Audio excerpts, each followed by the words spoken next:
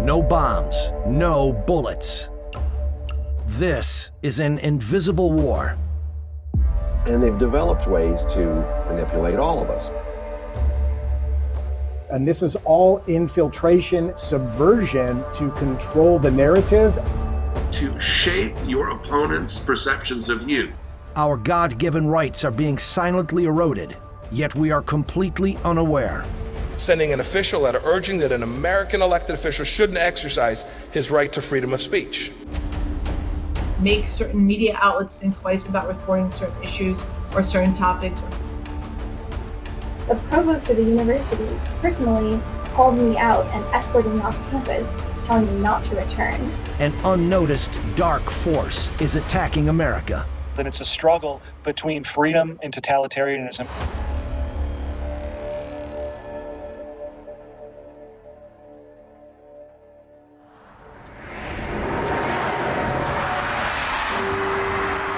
The New Year's crystal ball descends at Times Square on January 1st, 2020. At the same time, over 7,000 miles away in Wuhan, China, political pressure was mounting on 8 healthcare professionals. Local police found these doctors one after another around New Year's Day and accused them of spreading rumors and seriously disrupting social order. Police also warned them if they don't feel remorse, they will face legal punishment. The incriminating evidence against them? Messages they sent to friends on December 30th. One message read, 7 cases of SARS were diagnosed in the Wuhan, South China seafood market. Another read, 1 case of infectious coronavirus pneumonia was confirmed in the Haohu branch of the Wuhan Second Hospital. Others read, the government has not yet decided to make it public. Please be careful, everyone. When the Times Square crystal ball dropped, none of the revelers were aware of the political pressure thousands of miles away, but tragedy was approaching. Just hundreds of yards from the crystal ball is the billboard of Xinhua News Agency, the official news agency of the Chinese Communist Party. 7 hours after New Year's Eve, Xinhua announced on its website in Chinese, Wuhan police have taken legal measures against 8 healthcare professionals because they were disseminating false information. The agency also told the Chinese public not to believe them and spread rumors. You had hero doctors that were sounding the alarm, trying to tell the world about COVID-19.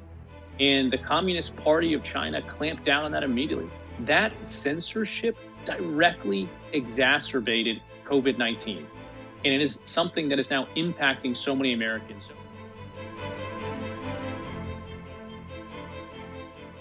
Xinhua is China's official news agency, directly controlled by the State Council of the CCP. Cai Mingjiao is the president of Xinhua. He previously served as the deputy director of the CCP's propaganda department, where he ruled the media with an iron fist, firing writers who dared to tell the truth, with a tight grip over the media and political loyalty to the party. Some call him the news killer. In July 2011, Xinhua signed a long-term lease for a prominent advertising space in Times Square. The fee for the giant screen is estimated at $300,000 to $400,000 per month. Don't buy! China Live! Free speech! On its first day of broadcast, a Tibetan group staged a protest, saying the CCP's censorship agency is not welcome in New York City. Don't buy! China Live! Free speech! Free threat! Don't buy! It's the official source of information that is very tightly controlled editorially by the Chinese government and Communist Party in terms of what they're able to publish, to the extent that they basically use it as a way to channel the official version of events within China. The CCP calls this billboard the China screen as a symbol of the regime's Da Wai Shun, or Grand External Propaganda Campaign. That multi-billion-dollar media expansion plan was Beijing's response to a setback for the CCP. During the 2008 Beijing Olympics, the CCP was eager to enhance its international image by showing the world how China can host the perfect games.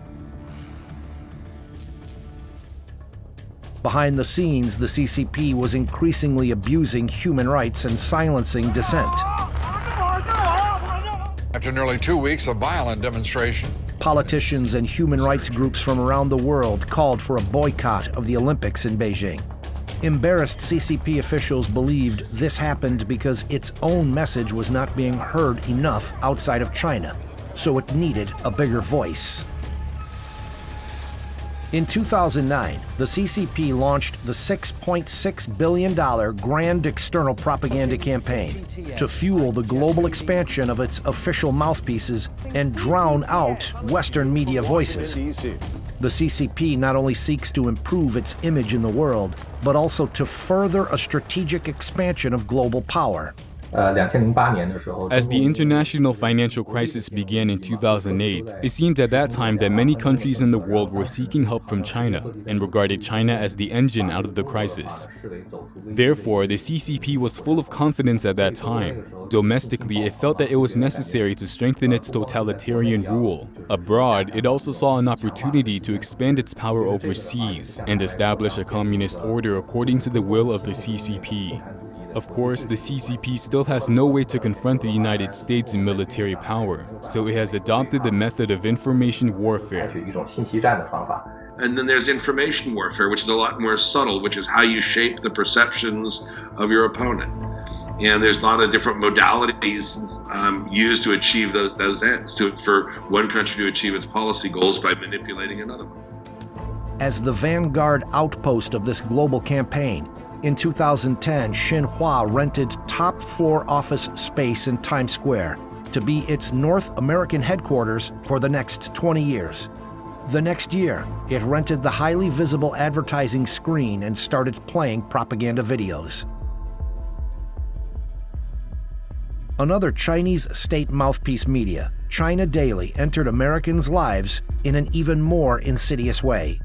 China Daily, for example, the CCP controlled a state-sponsored newspaper from China, is dropped on my doorstep as a member of Congress in my House office building. That's just skimming the surface of how powerful and how advanced the Chinese propaganda machine really is. China Daily has been inserting a multi-page supplement called China Watch as paid advertisement into major newspapers including The Washington Post and The Wall Street Journal over the past years. The Chinese Communist Party understands that politicians in the West, unlike there, have to be responsive to public opinion to some degree. And by growing their influence in these other media outlets, they're able to shape American perceptions of communist China to make the American public at least less hostile, which makes it easier for Chinese Communist Party officials to deal with American elected officials. Trying to shape the narrative about China, these advertisements describe the CCP as an open and civilized regime and claim that the people under the CCP's rule enjoy economic prosperity as well as freedom, and that the Chinese market has many business opportunities. On the first page of the insert, in barely noticeable text, it says the content was paid for by the official media of the CCP. Don't focus on what the Chinese Communist Party, what the narrative is. Remember, a communist regime dominating a narrative and controlling the narrative. Look at their actions over the past decade and several decades and since they've been in power. When you look at a Marxist-Leninist socialist system or socialism with Chinese characteristics, it's always for the betterment of the party. They will trample human rights, basic rights of individuals in order to get to that goal, and they make no mistake about that. And we know what they're doing to the ethnic Uyghurs in northwest China and Xinjiang. We know what they did in Tibet, and we know what they've done to the Falun Gong and the Christians. The China Daily, sponsored by the CCP's propaganda department, was made to register as a foreign agent with the Department of Justice in 1983. New documents filed with the U.S. Department of Justice on June 1st show that over a 3-year period, starting November 2016, China Daily paid over $4.6 million to the Washington Post and nearly 6 million to the Wall Street Journal. It is quite difficult for many newspapers to survive in the digital age. The Chinese Communist Party can publish a lot of information on these newspapers with such a large sum of money. People in many countries have not directly suffered from the rule of the Communist Party. They don't know how evil the CCP is. Therefore, Westerners are more likely to accept the stories told by the CCP before they are actually heard. So, Nazi Germany with Joseph Goebbels. Information warfare has been with us for a long time. Now the media environment has changed. How people absorb and consume information, how it's disseminated is very different from earliest 20th century methods. But the goal is the same, and that is to shape your opponent's perceptions of you, to undermine their will to confront you. Free press in the United States has helped the world understand the true nature of the CCP in the past. In 1989, when the CCP army blood-washed the Tiananmen Square democracy movement, Western reporters risked their lives and captured images of the Chinese people's fight against tyranny. In 1997, American media exposed the state-sponsored sale of human organs from executed prisoners for medical transplantation. With the free flow of information, the CCP's propaganda machine wouldn't be able to compete even if it ran at full capacity. For that reason, the CCP prepared another tool for its grand external propaganda campaign: foreign censorship. The Chinese government and Chinese officials inside China trying to obstruct foreign correspondents from covering certain stories, intimidating sources. And so it does make it harder for them to report information on various aspects of what's happening in China that the Chinese government doesn't like. In 2012, after publishing investigative stories exposing CCP officials' massive wealth, both the New York Times and Bloomberg had their websites blocked in China, and reporters' visas were denied. 1 year later, Bloomberg reportedly killed another investigative report about the financial ties of a top CCP official. In 2018, the CCP arrested the relatives of at least 5 reporters after these Radio Free Asia journalists covered the human rights violations in Xinjiang. In 2019, the CCP threatened data company Refinitiv, a partner of Reuters news agency, with having its service in China suspended if Refinitiv didn't remove stories related to the Tiananmen Square massacre. Refinitiv eventually complied. In addition, the CCP has expelled at least 19 foreign journalists in the past 12 months, and about 82% of foreign journalists say they've experienced interference, harassment, or violence while reporting in China in the past year. The CCP has even extended this interference overseas. Chinese diplomats are regularly trying to interfere with the media space in the United States, especially Chinese language media, but not only. So it involves intimidating reporters, calling up executives to complain about particular stories, intimidating advertisers who try to run ads from the local Chinese community. I think if the purpose is to try to encourage censorship or make certain media outlets think twice about reporting certain issues or certain topics, or make advertisers think twice about advertising in particular news outlets, then yeah, I would say that that's been effective in some cases. But they don't have the freedom to silence those who disagree with them, or to present the Chinese Communist Party line as the only correct perspective. The censorship of speech is far-reaching, and at some point can be deadly. When SARS broke out in China in 2003, the Wall Street Journal and Time magazine reported on Chinese doctor Jiang Yanyong, who exposed the CCP's official cover-up of the epidemic. The reports attracted global attention, and experts from the World Health Organization soon went to China to investigate and confirmed the CCP's cover-up, thus preventing the epidemic from spreading further. 17 years later, the CCP's censorship machine has matured. At the beginning of the virus outbreak, the CCP ordered Chinese doctors not to accept interviews from any media, and the WHO took CCP information at face value, then based recommendations on it, leading to the global spread of the epidemic. In the meantime, Most media in the US directly quote CCP data, even after it's been exposed as propaganda and lies. Today, news outlets continue to report Chinese data as fact. China has had enormous success, rarely mentioning how the CCP's initial cover-up left the world unprepared, costing countless lives. And instead, these media report on what lessons the rest of the world can learn from the CCP. 如果他们不能够在中国采访的话，就是感觉好像这个报纸就缺乏一定的影响力啊，或者拿不到第一手。 They feel that their newspapers will have no influence if they cannot do reporting in China, so they desperately want to please the CCP and be very cautious about what they report on China and try to balance their reporting. Their so-called balanced reporting is to publish a lot of the CCP's words or simply flatter the CCP. I think this has violated the most basic principles of news journalism. 我觉得这些媒体我觉得它是违背了这个新闻媒体它的一些基本的原则。 Chinese government is lying about the number of deaths, and for American media to take those propaganda statements, to repeat them as fact, to deceive the American people into believing those propaganda efforts is at its core anti-American, and from a journalistic standpoint, it's unethical for them to not do their own research into making sure that the claims they're repeating are accurate. And sadly, if you're asking what college students think and what young people, the next generation think, many of them simply are ignorant to the fact that this information is not truthful, it's a lie. And so shame on the media for repeating these accusations, because you've got an entire generation of Americans coming up.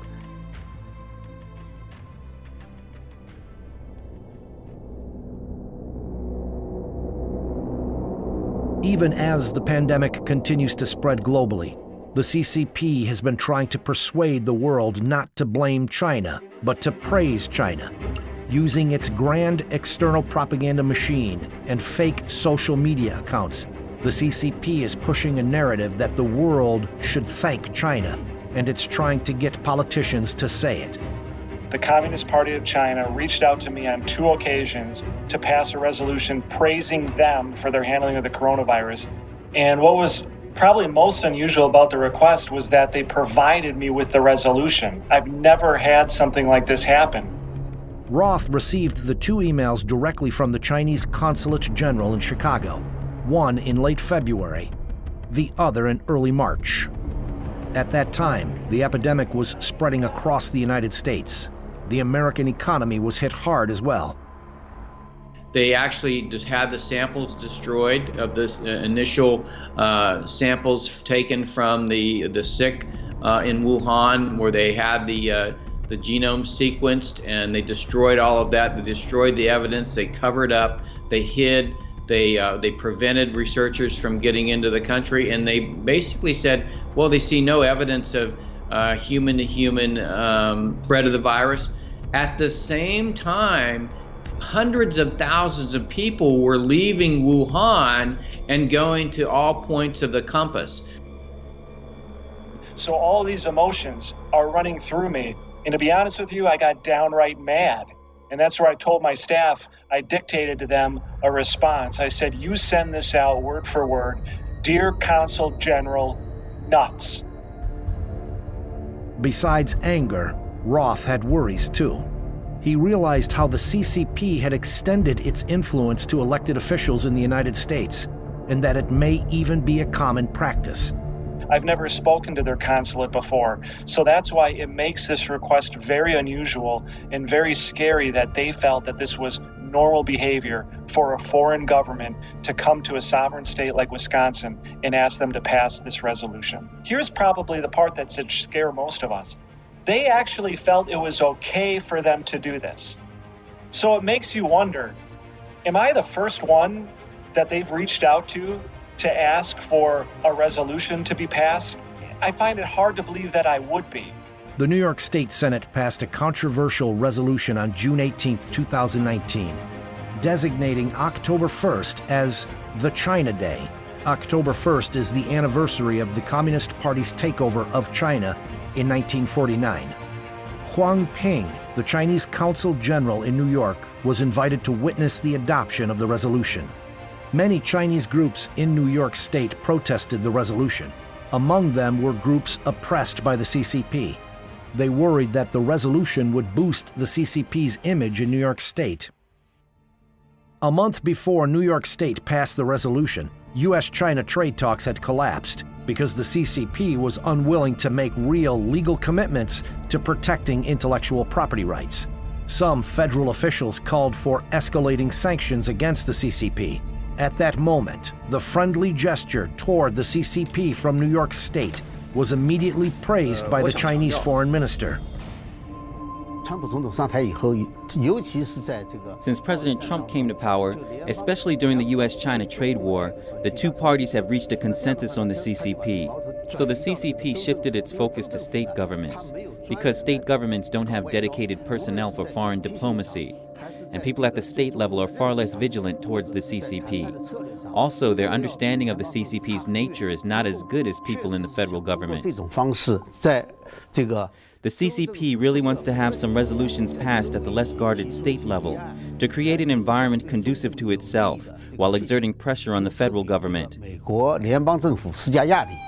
New York State, which was hit hard by the pandemic, has more economic and cultural exchanges with the CCP than any other state. According to the China General Chamber of Commerce, $50.9 billion of investment from China was injected into New York from 2011 to 2017, much more than any other state.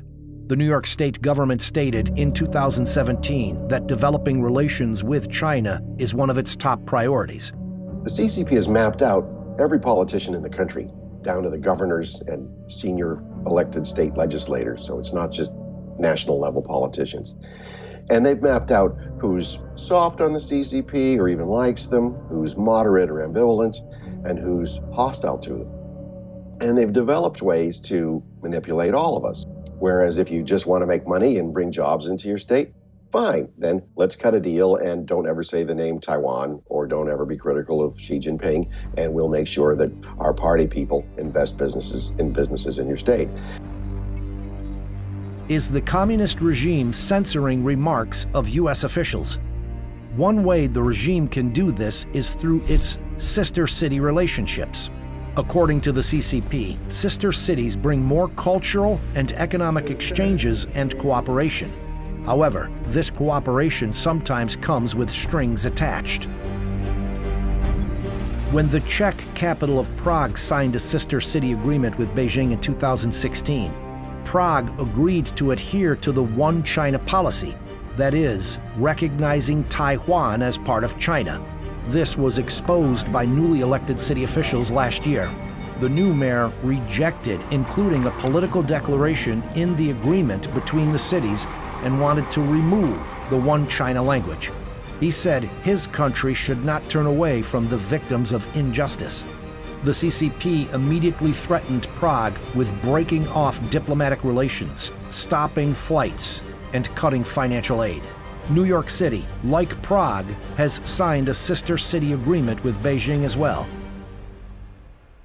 China's Consul General in New York sent a letter last month to the Speaker of one of your state legislatures. Here's what the letter said in part. It said, quote, "As we all know, Taiwan is part of China.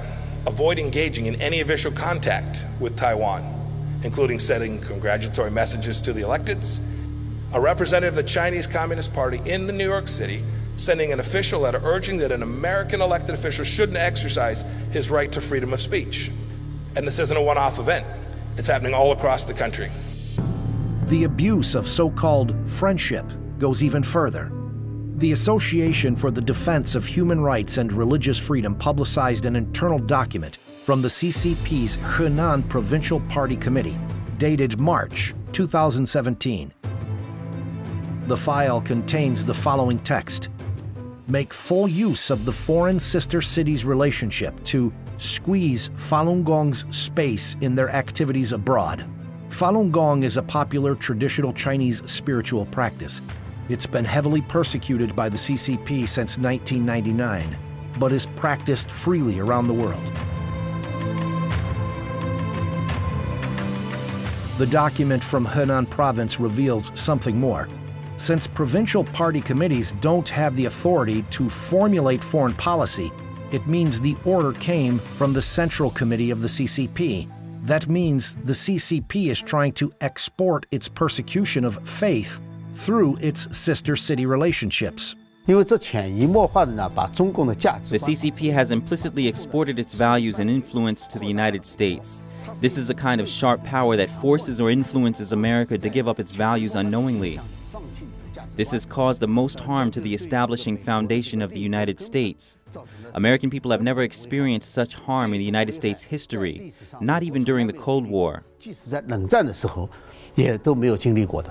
And this is all infiltration, subversion to control the narrative and to control actions throughout the United States and to weaken the United States.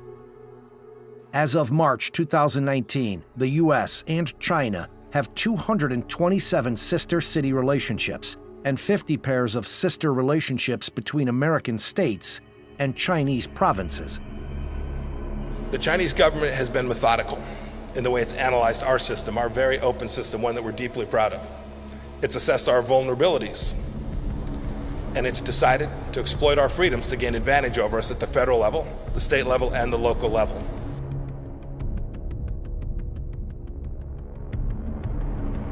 Another Trojan horse entered the United States under the banner of cultural exchanges in 2004.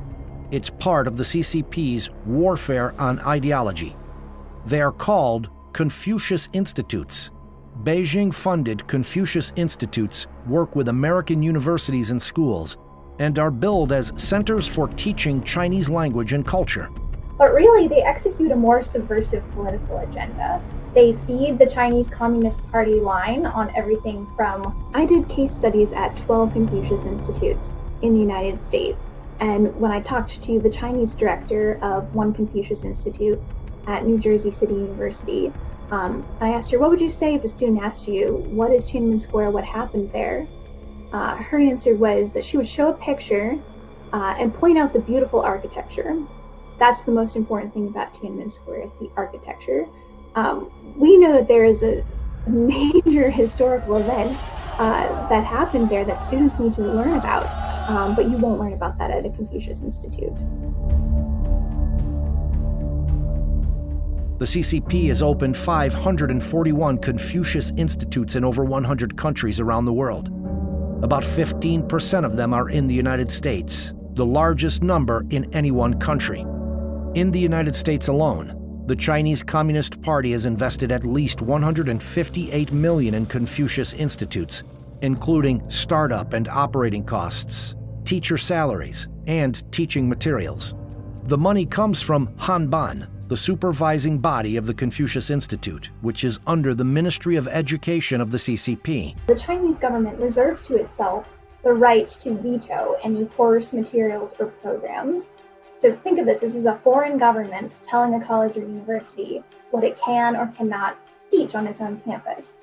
Rochelle Peterson, policy director of the National Association of Scholars, visited 12 Confucius Institutes in the United States to conduct a case study. But none of the American universities were willing to show her their contract with Hanban. After she filed Freedom of Information Act requests, she got 8 contracts and understood why the CCP wanted to keep them secret. The contract terms include Chinese employees of Confucius Institutes, even in the United States, must obey the laws of the Chinese Communist Party. Hanban has the right to evaluate the performance of Confucius Institute teachers in the United States. American universities and employees must not tarnish the reputation of the Confucius Institute. Otherwise, all cooperation and funding will be terminated. The purpose is to signal to colleges and universities what kind of behavior is desired by the Chinese government and what kind of behavior is necessary to maintain the financial benefits of having a close relationship with China.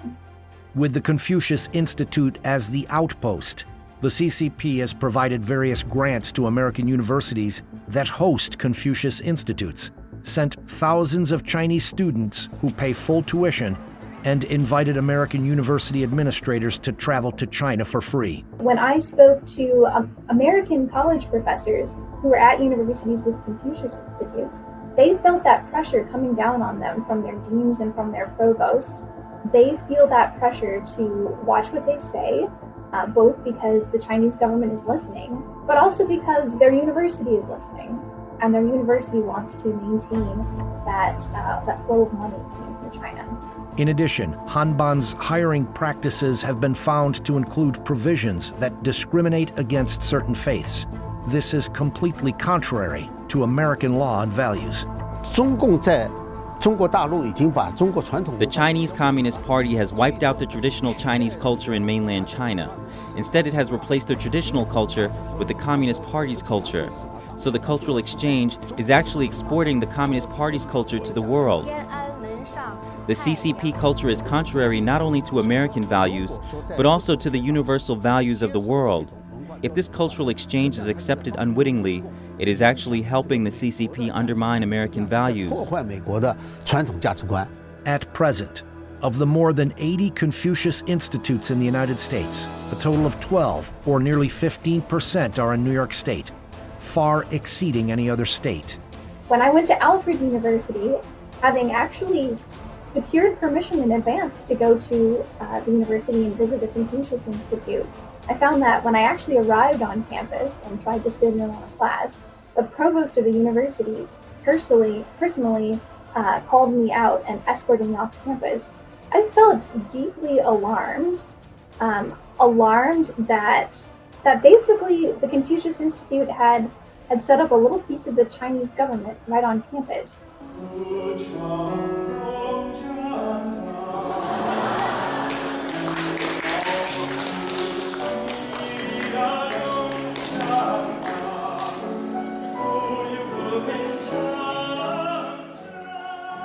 But keep in mind that a lot of the older generations in America, they were old enough to remember the Soviet Union. They were old enough to remember the Cold War. They remember countries crumbling under communist and socialist regimes.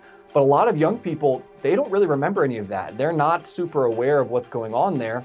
And because of that, they're more likely to fall for the propaganda efforts than maybe older generations are. The communist and other totalitarian regimes, they try to create Homo Sovieticus or Homo Communisticus in order to make people think or stop thinking and just accept what the party says is right or wrong. Beijing knows that today's kids are tomorrow's leaders. The China competition is happening. It's happening in your states, and it's a competition that goes to the very basic freedoms that every one of us values. Then it's a struggle between freedom and totalitarianism, between people having the choice to do with what they want with their lives and then having somebody else tell them what they must do and how they must live. And that's why when I look at the Chinese people, I see us in them. But I also know that in the end of the day, if you look at history, right always wins out.